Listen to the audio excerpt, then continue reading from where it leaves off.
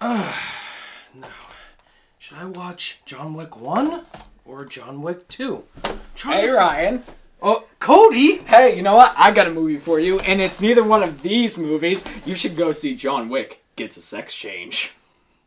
Now that sounds awesome.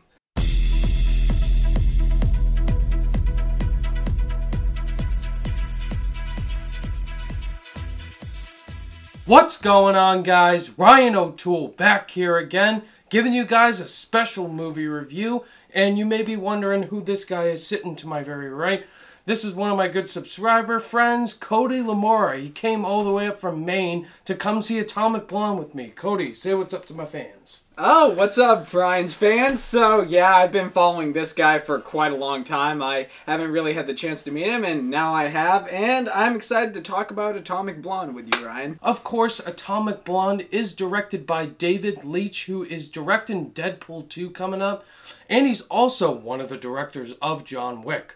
No shocker, huh? And this movie has a great cast in it. Charlize Theron as the title character, and you also have James McAvoy, John Goodman, Toby Jones, and Sophia Boutella. In this movie, Charlize Theron plays a badass spy hit girl named Lorraine Broughton, who's basically John Wick, but a woman.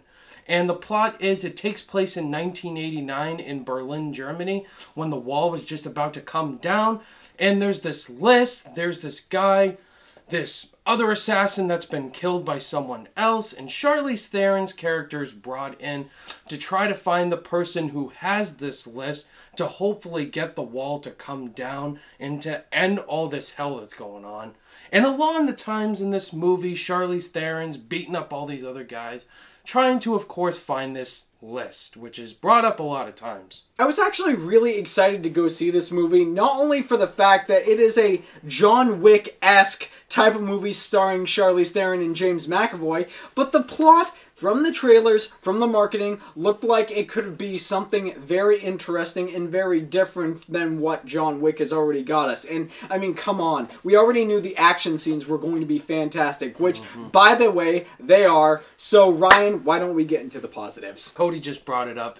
It's the action sequences. From start to finish, the action in this movie is incredible. Some of the best action sequences I have seen. And I'm not joking. There is one action scene that takes place in a stairway.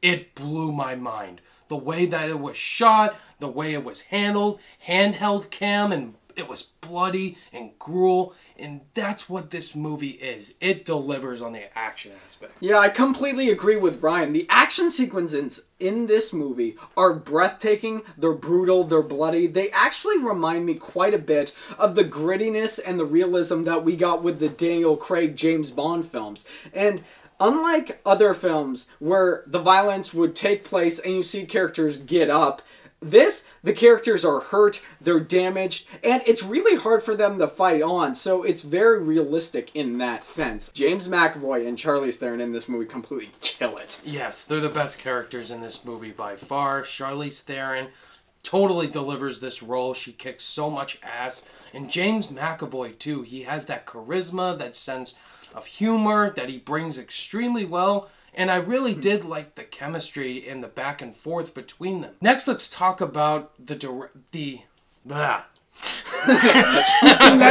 talk about the But now, Cody, I just want to talk about the cinematography, the camera work. It's really good.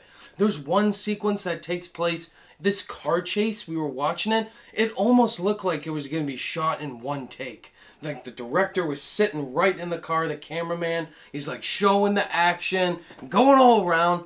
I thought that was the best shot seen in the entire film. Oh yeah, definitely. You know, it wasn't just that shot. You know, long takes, starting with Birdman, continuing on to this year in Baby Driver, where everything is just frame by frame, look like one shot. You know, those shots just continuously astound me. And it wasn't just with that car chase. The entire action sequence on the stairwell, it looks like it's cut together to be one shot. And the fantastic thing is that Charlize Theron has actually performed all of these action sequences that were on screen. Unfortunately, guys, that's all the positives me and Cody really had about Atomic Blonde.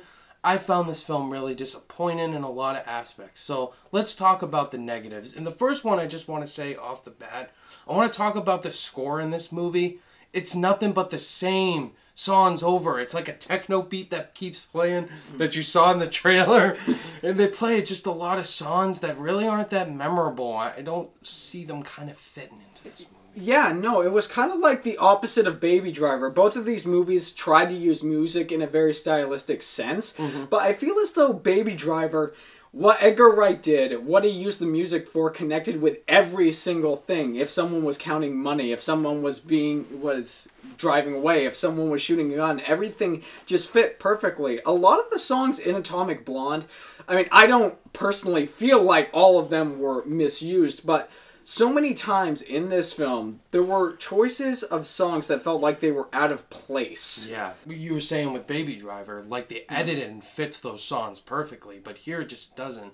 Like a song just pops out of nowhere while Charlize Theron's kicking these guys' asses and just does not fit. That's our problem. Also, I felt some actors were really wasted. Sophia Boutella, we were talking about this immediately. Oh, yeah. Like, she was the Mummy, she was in Kingsman, and some other things, but here, all she did was just play a love interest. Like, she does nothing in this movie. Yeah, no, I remember Sophia Boutella, the first time I actually took notice of her, it started with Kingsman, and then it was Jayla in Star Trek Beyond. Oh, yeah, Star Trek Beyond, yeah. Yeah, but here, she's not only wasted, but when it feels like the writers want to try to give her a little bit of backstory, it doesn't feel like it's deserved. And her character is just there to be a love interest for Charlize Theron, and she's not used practically at all. She could have been taken out of this movie, and it wouldn't have been any different. It wouldn't have changed the movie, yeah. This whole entire movie is told through a flashback perspective.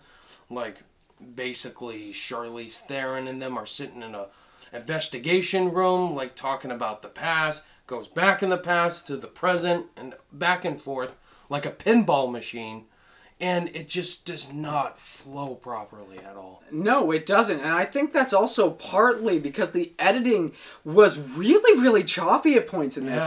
I mean, there's a scene where Charlize Theron, Toby Jones, and John Goodman, they're all in an office together.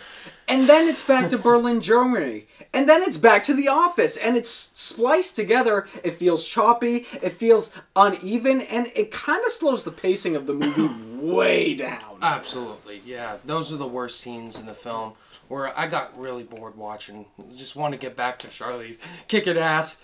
But yeah, you need to have a good story with a great action movie.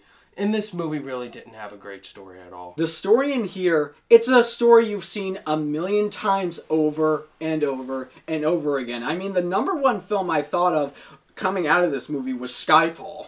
Oh, yeah, it was basically any Bond movie you can think of, but mostly Skyfall. Atomic Blonde disappointed me a lot. I was expecting something amazing, but here the action's amazing, but the story isn't. I mean, Charlize Theron, James McAvoy were the best parts about this film. Everyone else is just not good.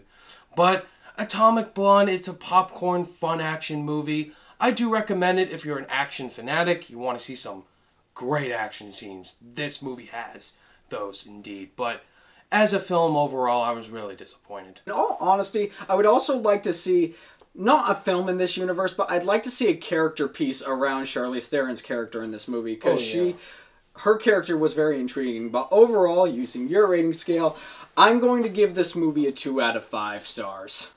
Yeah, I agree. I'll probably give it 2.5 out of 5 stars for the action sequences. But yeah, this movie really let us down. Alright guys, that was our spoiler-free review for Atomic Blonde. What did you guys think of the movie? Did you love it, think it was okay, or did you absolutely hate it? Let us know down below in the comments. And I want to thank my guest, Cody Lamoreau, for coming up, watching Atomic Blonde, and doing the review with me. Oh yeah, no problem. And then before we close off the video, Cody, tell my subscribers where we can find you on all the social media. Okay, on all the social media, you can find me either on YouTube, you can find me here on YouTube at Cody Lamoreau, or you can find me on Twitter and Instagram at Cody_Lamoreau. Thank you guys, as always, for watching this review, and if you guys liked it, give it a thumbs up. And be sure to subscribe today for more content. All my social media links are in the description down below. Be sure to click that notification bell on your way out, and I'll see you guys in the next video. Bye!